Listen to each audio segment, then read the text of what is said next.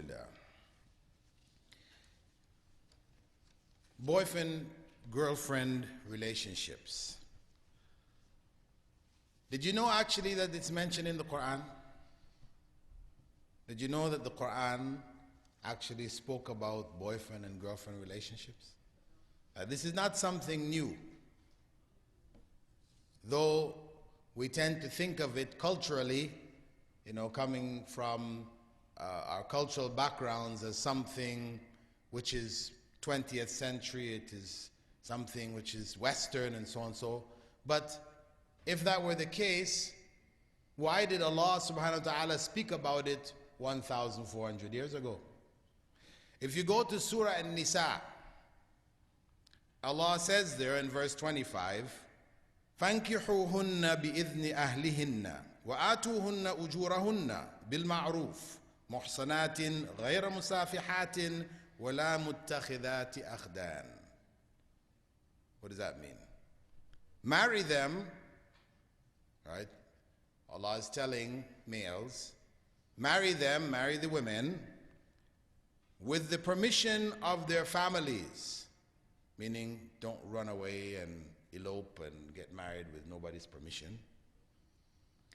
Give them their dowries, the mahar, according to what is reasonable. Then Allah described the women. They should be chaste. Women who are not involved in any premarital or extramarital relationships, nor adulterous or promiscuous, nor taking boyfriends. Muttakhidati akhdan. That is taking boyfriends.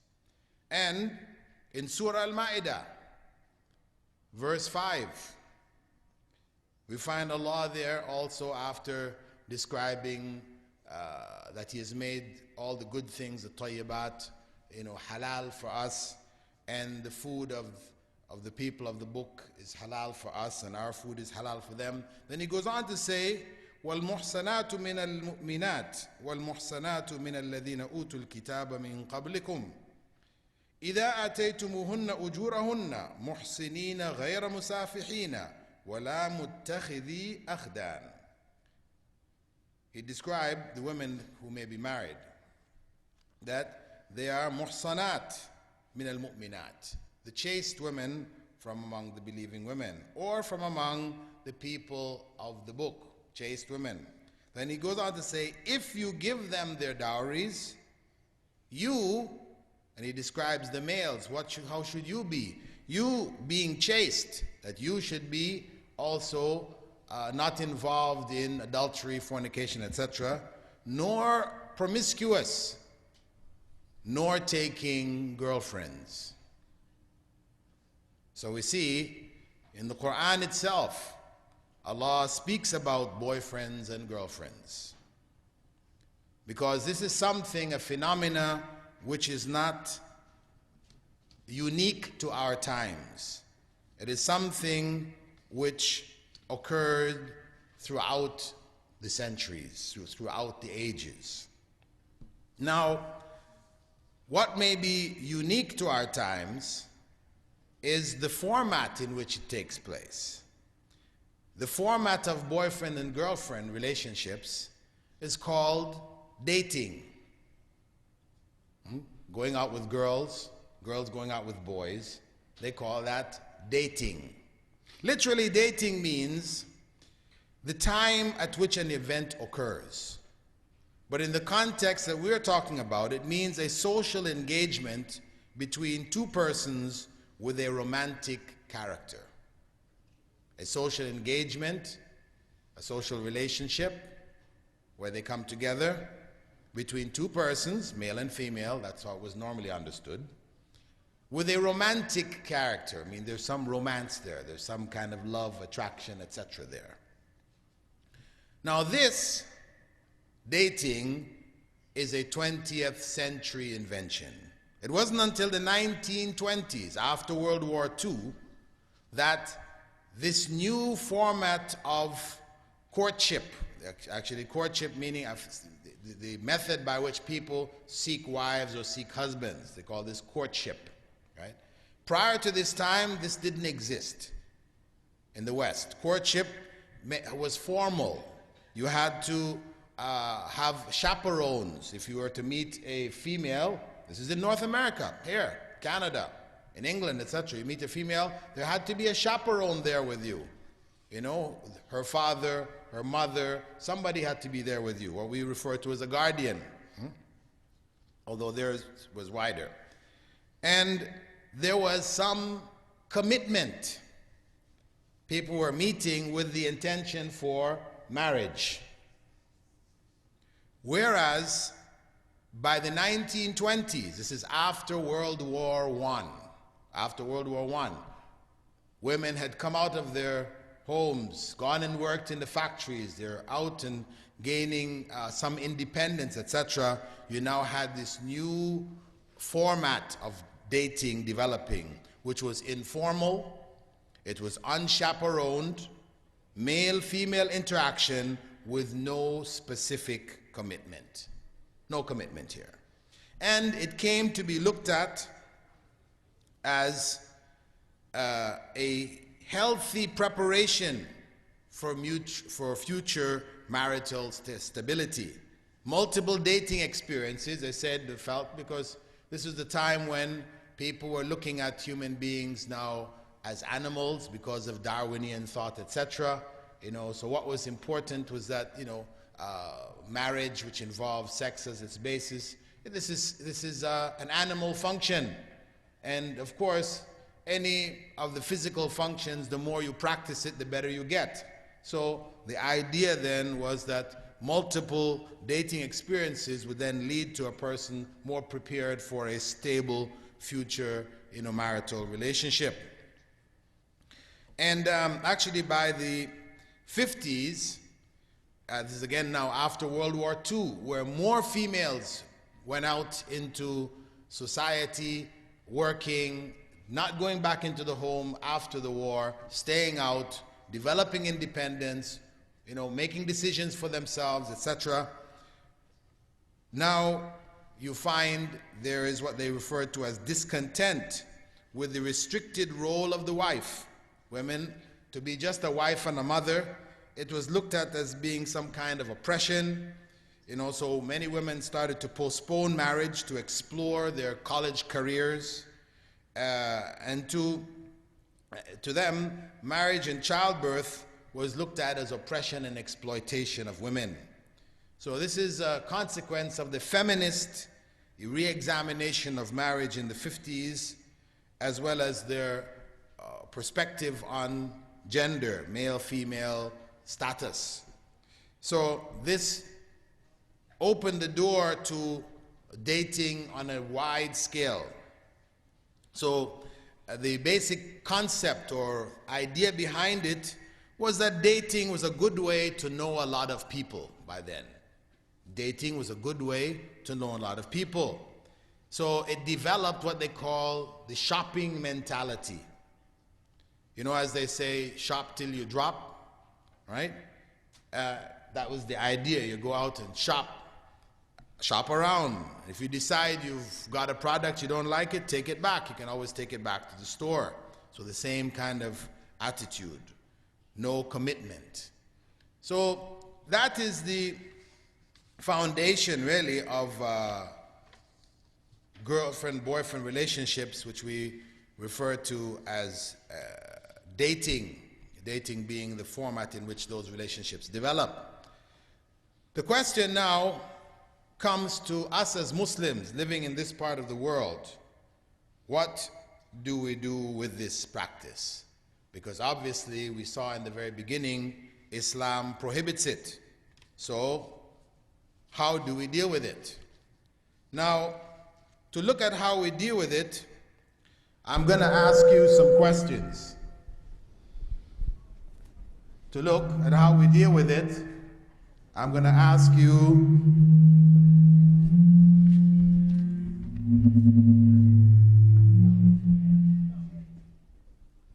we got it together now? Right. We want to have a look now at how do we deal with this? First question, let me ask you here, among you. How many of you have girlfriends? Put your hand up. Be honest. The camera is just on me. Not a single one of you has a girlfriend. Come on, be honest. Okay, we had a few hands sweeping up and down quickly. How many of you would like to have a girlfriend? Okay, we saw a couple more hands. All right, that's honest. Now, the point is, having a boyfriend or having a girlfriend, why? Why? Why do people have boyfriends and girlfriends? Tell me, what do you think? In school, your friends, the other people in your class have boyfriends and girlfriends, right? Huh? They have or not? What grade are you in? Grade 5, okay. Maybe in your school they haven't started yet. Somebody in a higher grade. Yeah? What grade are you in? I'm grade 5, and in our school, there's kids in grade 3. They have all these girlfriends. Okay, from grade 3 they have girlfriends. All right. He's in grade 5. He's observed that already. Who is in a higher grade here? Huh? What grade are you in? Huh? You're in grade 6. Okay, in grade 6, do you have some of your classmates have girlfriends? Not really. We have different kinds of schools here, I guess. Huh? Some more conservative schools and some more liberal schools. Huh?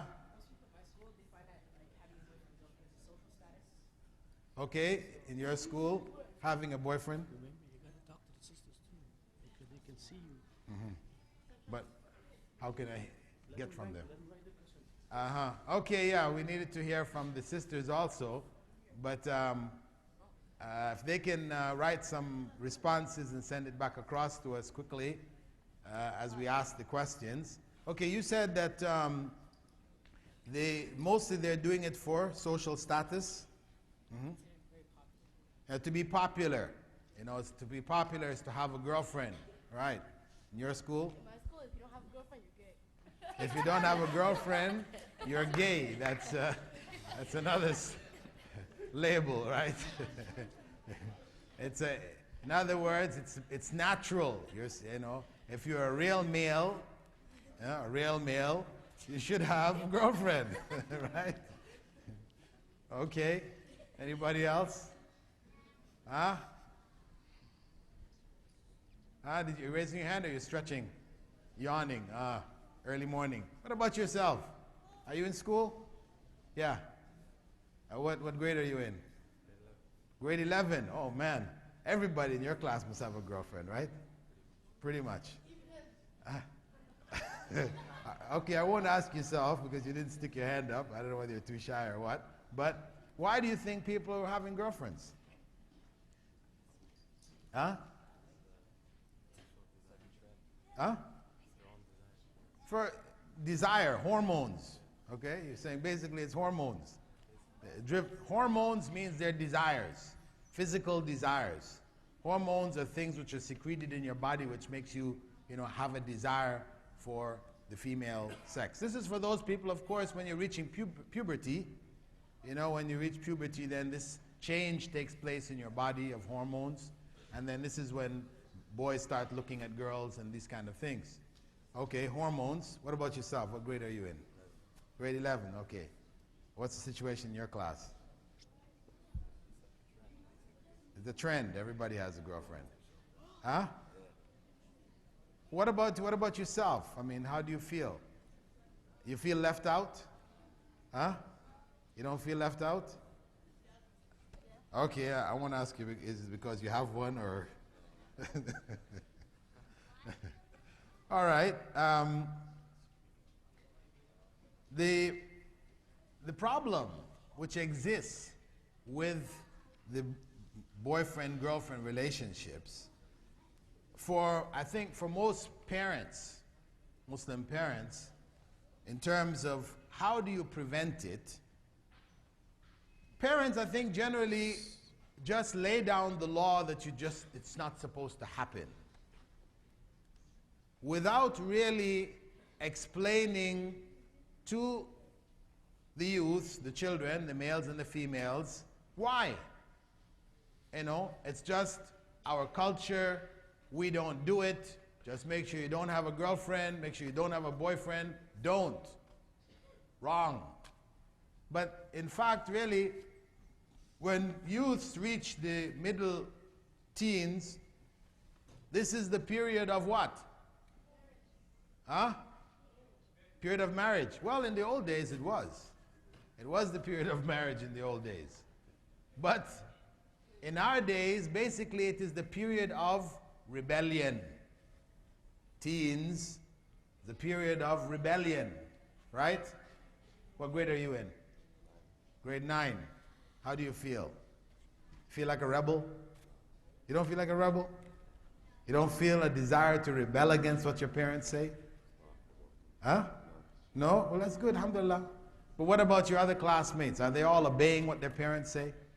The one who obeys what the parents say, that guy's looked at as a sissy. Look at him. Whatever his parents tell him, he just does it. You know? Whereas, you know, a real youth, I mean, in terms of how they perceive it, is one who does his own thing.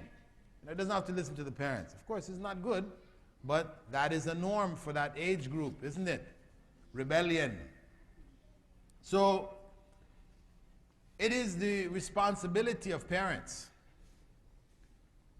to communicate with the children, with the youth, why? Why is this not permissible in Islam? Why, from the Islamic perspective, relationships are either marriage, right? Male-female relationship is in marriage. You should be married. If it's not marriage, then there is no other relationship. Yeah, it is going to be some form of adultery, fornication, zina is the term which the Quran uses. And it's important for parents really not to wait until the kids or the young people fall in love and then they find out and then they explode. Huh? This is what happens at home, right? World War II. Explosion. They finally found out. Huh? Huh? Halifax explosion? All right. So, it's important for parents basically to convey to young people, for you young people to understand that girlfriend-boyfriend relationships is basically, such relationships are basically fornication. Fornication is a sin, something which is displeasing to Allah, first and foremost. Something in Islam, for the punishment for fornication is what? What's the punishment for fornication? Stoning. No. That's for adultery. What's the punishment for fornication? You get put in an oven. Anybody who we catch fornicating, we put them in an oven, right? That's it? Put in an oven, huh? What's the punishment? Huh? 100 whips. That's it. 100 lashes. Public. That is according to Islamic law. If a person is caught in fornication, male or female, they're taken publicly in front of the community and lashed 100 times. No, people don't die from it. The lashing is not, it's painful, of course. Because even if I hit you 100 times just like this, not winding up each one, if I round up each one, maybe at 100 you might die. But if I'm just lashing you like this, 100 times, same area, it's going to become painful after a while. Maybe initially it's not painful, but after a time it's going to become painful. But the idea is not so much the pain, but the shame. The shame of being, imagine, taken to the CNE, right? On the field, all the whole 100,000 people watching, and they take you and lash you in front of all these people. It's the shame. Huh? So it's the shame in Islam, when the punishment is given, it's done publicly. So it is something shameful. The person who is involved should feel shameful. But besides that, what is the consequence? What are the consequences of boyfriend, girlfriend relationships, dating, etc.? Give me one consequence. You can go to hellfire. Yeah, in the next life, Prophet Muhammad ﷺ, when he related to us that he had a dream where Allah showed him the hellfire and the people of the hellfire. Among them were some people who were naked and burning in an oven.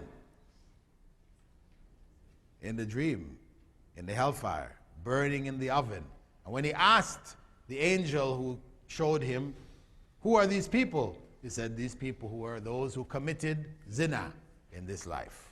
Okay? So we don't put them in any oven here in this life.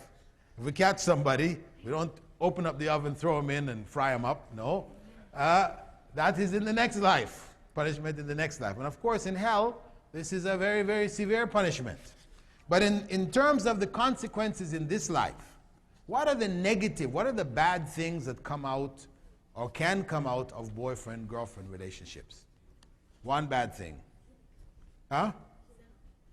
Yeah, I mean, we're saying that. If where people commit zina, where they commit, fornication, what is the consequence? What are the evil consequences in this life from it? Tell me one. If you can't think of any, then it sounds like you guys are all convinced it's a good thing. That's what it means, isn't it? If you can't think of any bad consequences, besides being put in the oven in the next life, 100 lashes in this life, if you can't think of any harm that will come to you or to people around you from it, then it means you must think it's a good thing. Is that what you think? You don't think it's not a good thing? Okay, so what's the consequence? What will happen? Get slapped by your mom. You get slapped by your mom. Well, that's back to lashes again, right? That's back to lashes. I'm talking about real consequences. That's going to hurt you and really hurt for a long time. The slash, your mom slaps you and it goes away, finish, No, yeah, I'm asking the kids actually. Okay? Let them say it. I want them to get there. Huh? You what? Never see the day of light. Never what? Never see the day of light. Never see the day of light. What does that mean? Never see the light. Yeah, because they'll be in prison, In prison? Yeah. No, you don't stay in prison. You're 100 lashes publicly, and then after that, what? Pardon? Your mom and dad won't like you? Well, okay, they may not like you for a while, but then after a while, they may like you again. What? Bad? A bad record. Oh. Okay, we need some older guys to put something in here now. Huh? STDs. What are STDs? Sexually transmitted diseases. You can get AIDS that way. AIDS, herpes, gonorrhea, syphilis, all these nasty diseases, okay? And listen a minute here. There is one, herpes, people don't talk about herpes anymore. Everybody's talking about AIDS. But really herpes, way back, I remember in the late 70s, that, in the 1970s, before most of you guys were born, in the late 70s, it was announced by the Surgeon General in America that herpes had reached epidemic proportions. epidemic. It was already on the level of an epidemic in the late 70s.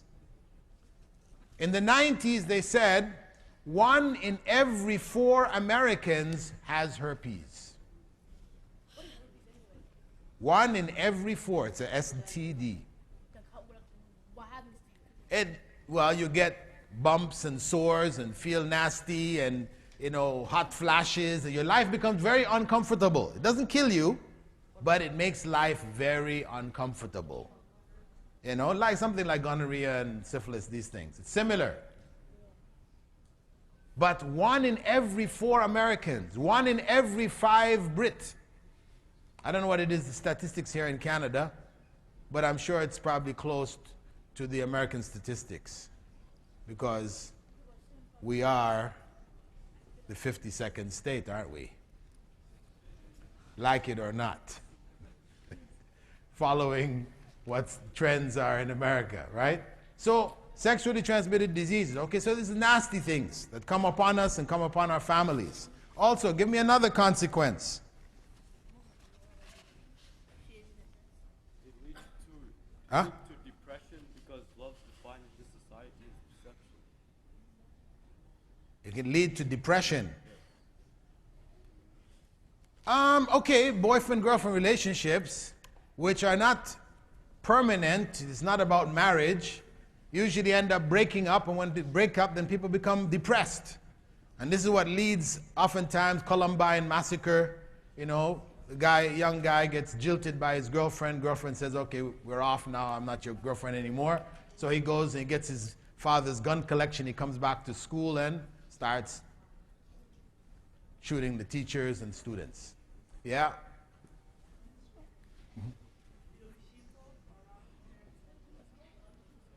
Shameful. Well, yes, it's shame on the family.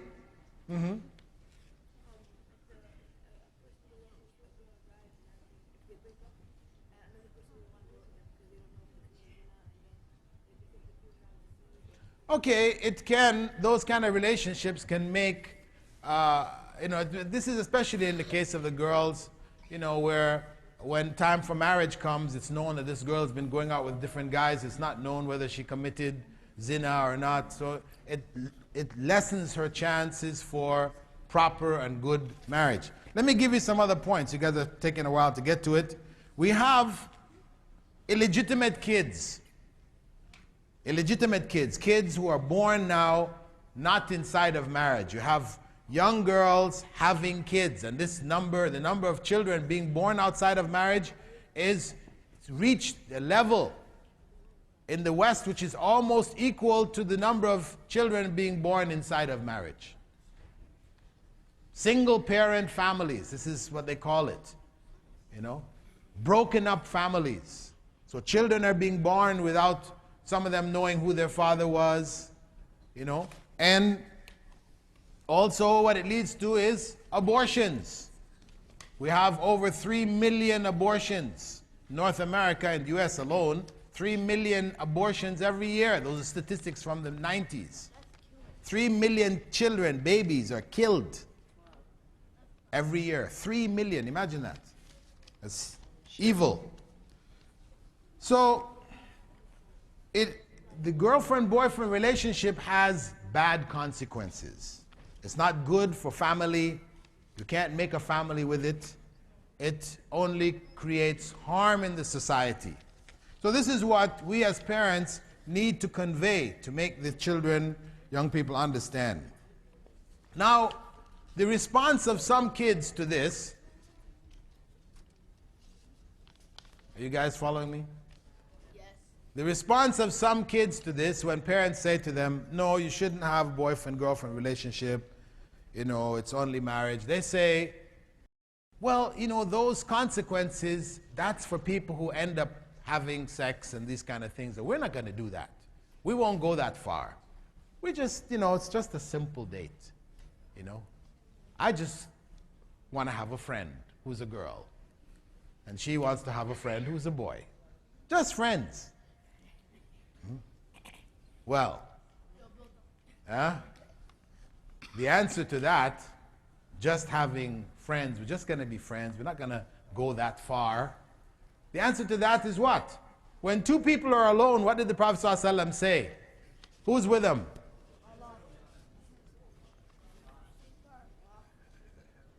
When two people, when a man and woman who could get married, okay, a young man and a young woman, a girl and a boy, when they are not brother and sister, but when they are girlfriend and boyfriend, when they're alone, who's the third that's with them?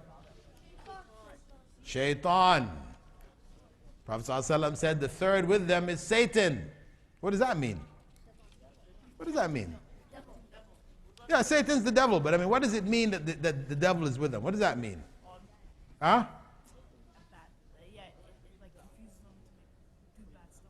He confuses them to do bad stuff. He whispers to them.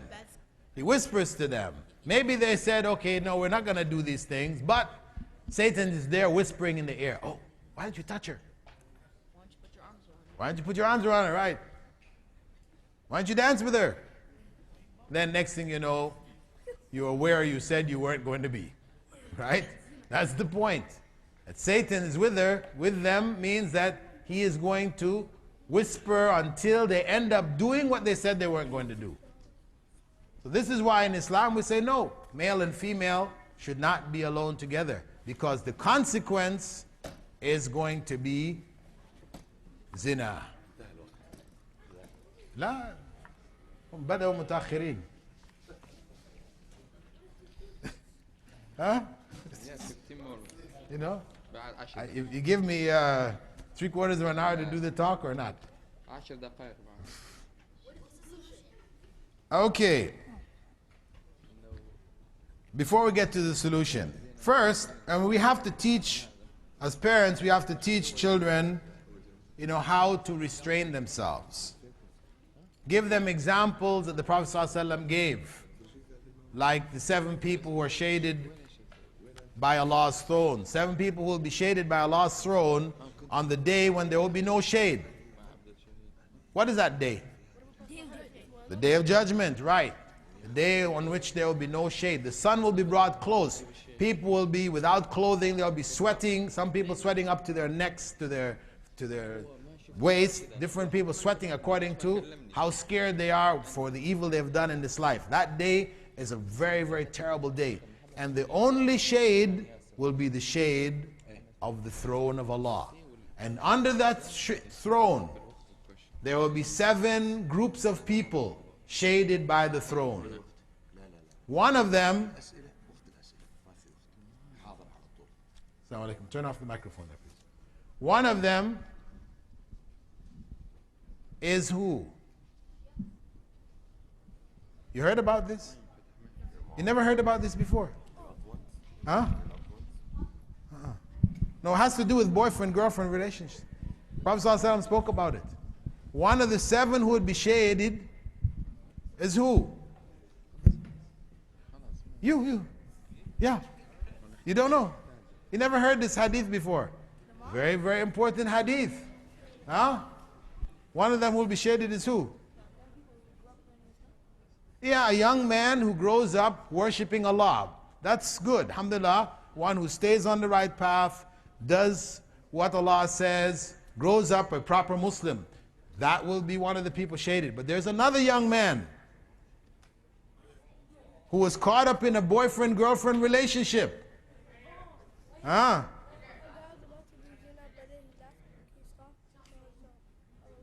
Yes. The young man who is about to commit zina. He's about to have sexual relation with his girlfriend, who is beautiful and from a good family. She has money, position. And then he stops himself and said, I fear Allah. That person, even though what he was doing, the fact that he got there, he was in sin. It's haram. But the fact that he stopped himself, Allah rewards him so much that he puts him under the shade of the throne on the day when there's no shade, except that shade. That's pretty good, isn't it? Wouldn't you say so? Also, for parents, it is important to train children from an early age not to mix freely with the opposite sex. To train them from an early age not to mix freely with the opposite sex. Because if they're doing it from an early age, and then when they reach puberty you say no, it becomes difficult. They've become used to playing, entertaining themselves. Male-female relationships are already developing. So we have to introduce an awareness from an early age. Also, it means encouraging them not to look at the opposite sex. Not to, of course, you have to walk in the streets. So it doesn't mean you'll never see anybody from the opposite sex, but not to stare.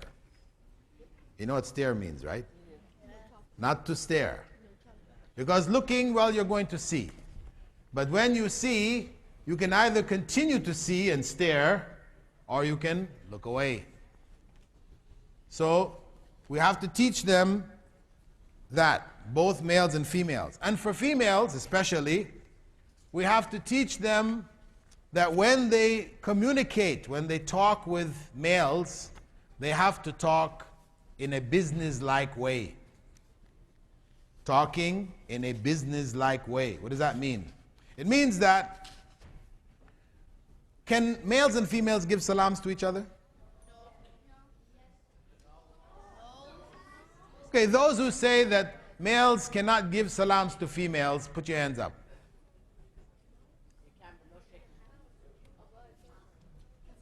Those who say they can, put your hand up. Yes, they can. Males can give salams to females, and females can give salams back to males. Islam does not say no. It didn't prohibit it. Prophet ﷺ gave salams to female sahabiyat. They gave salams to males. It was not something which was prohibited. Islam does not prohibit the giving of salams. In fact, it encourages, the giving of salams all around. However, how you give salams is now the issue. Avoid conversation. Because, not just the salam itself. You can say, as a male, salam alaikum, or you can say, salam alaikum. Right? And as a female, you can answer, wa alaikum salam, or you can answer, wa alaikum salam. Right? There's two different things.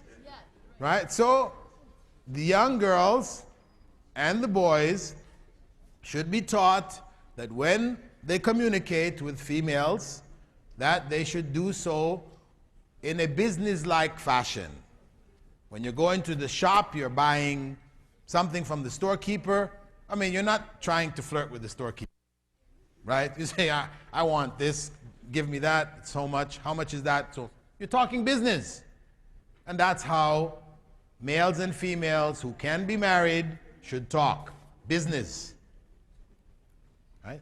So we have to train the youths from males and females to talk business. Girls have to be taught how to wear proper hijab from an early age.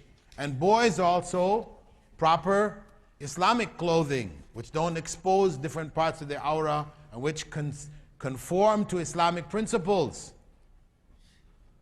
Right? For both males and females. Let's not think that dress is only for females. Females need to cover themselves up, and the men, you can wear anything. No.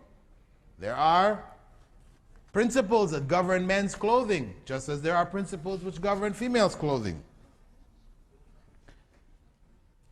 And it's very important for parents to keep an open relationship with their children so they can hear from them. They can know what's going on so that they can address these issues if they start to arise. Now, the second part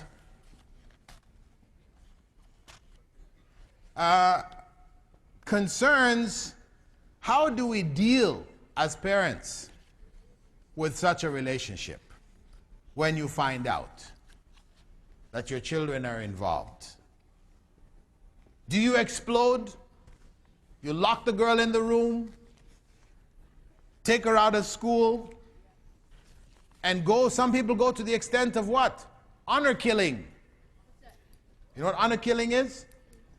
If a girl is found to go out with a boy in some parts of the Muslim world, in Pakistan, in Jordan, in Turkey, different parts of the Muslim world, if they find that the girls have gone out with guys, then the father, the brother, the uncle, or some male will take her and kill her. Kill her. They call it honor killing. Unfortunately, it's not from Islam. It's culture. People do it. Many women are killed every year on this same principle they call honor killing. In Germany, just last week, a couple of girls were killed there by their brothers, fathers, because they dishonored the family. So what is our reaction when we find out that our children are involved in some relationship like this? We don't explode. So if we don't explode, then what do we have to do? We have to deal with the situation realistically. Explosion only produces rebellion. If we explode, we scream, whatever, then the kid's going to try to figure out how to run away. Pack their bags when you're sleeping at night and, get out the door and they're gone in the wind.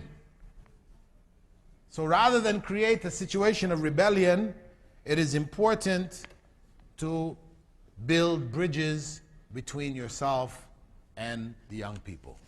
Meaning that the reason why they're in that situation is because there is no bridge.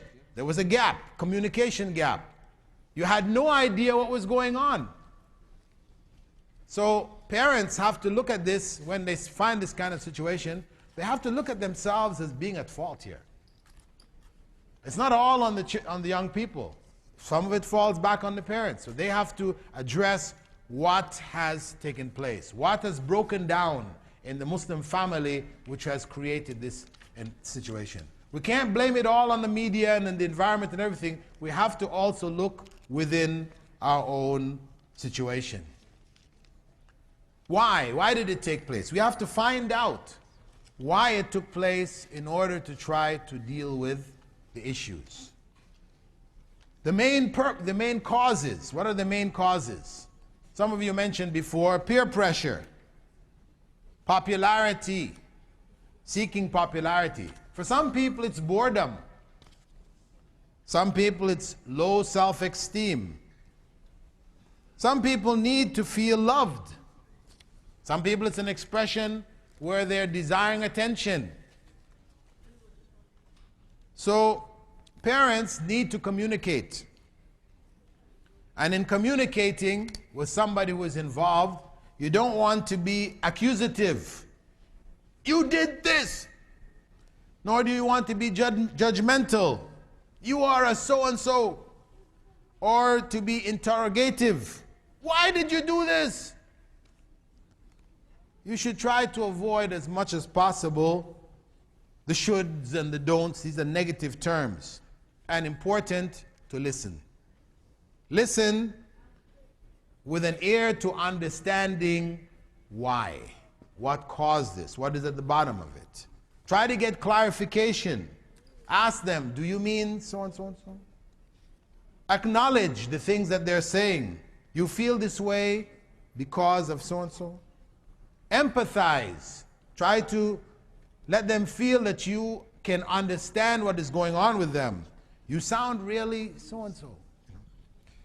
So kids will feel that their parents understand. If the children, young people feel that the parents understand where they're coming from, then they will confide in them. Because young people will not confide if they don't feel that sense of understanding, that they can talk to the parents. So as a basic principle, parents should keep in mind, if you want to be heard, then you need to be good listeners.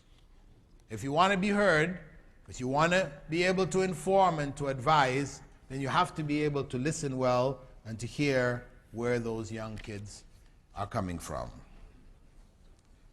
So what is the solution? That's what you asked for. We're going to finish off now with the solutions. What is the solution for all of this? One, we have to understand that for boyfriend-girlfriend relations, the most fundamental factor which leads to it is insecurity. Insecurity. Why insecurity? Insecurity because peer pressure.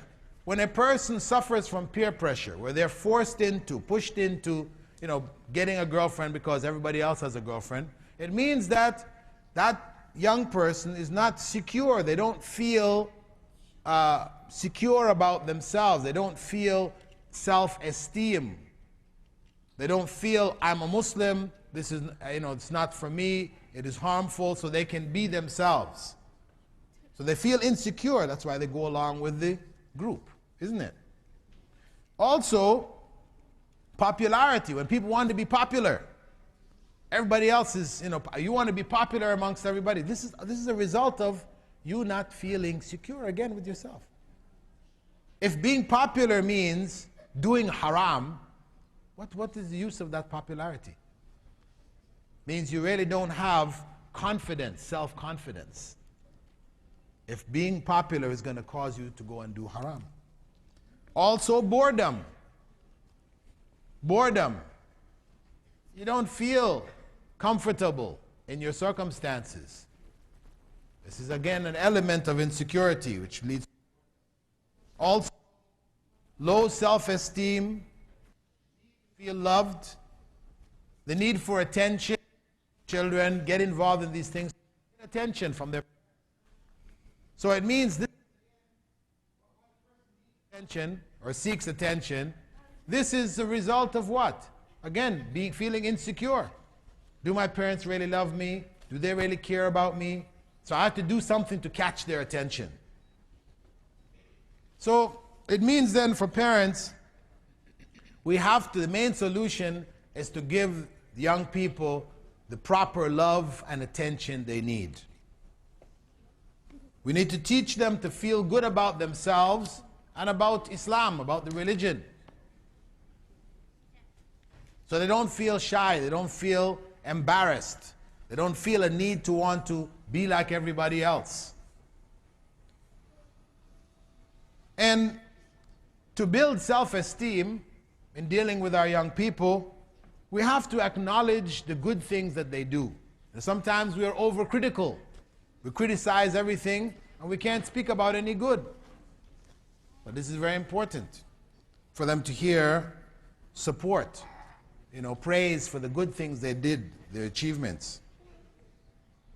And also, we have to assign them challenging tasks in life that they can get involved, be productive, that they feel like they're involved in something, they can feel some kind of success in doing things successfully and properly, to keep them away from boredom. And also encourage them to make new friends instead of that peer group that was messing them up, to find new friends. What do you think about that? Huh? What do you think about that? You're having your own private little discussion here. Huh? What did you guys think?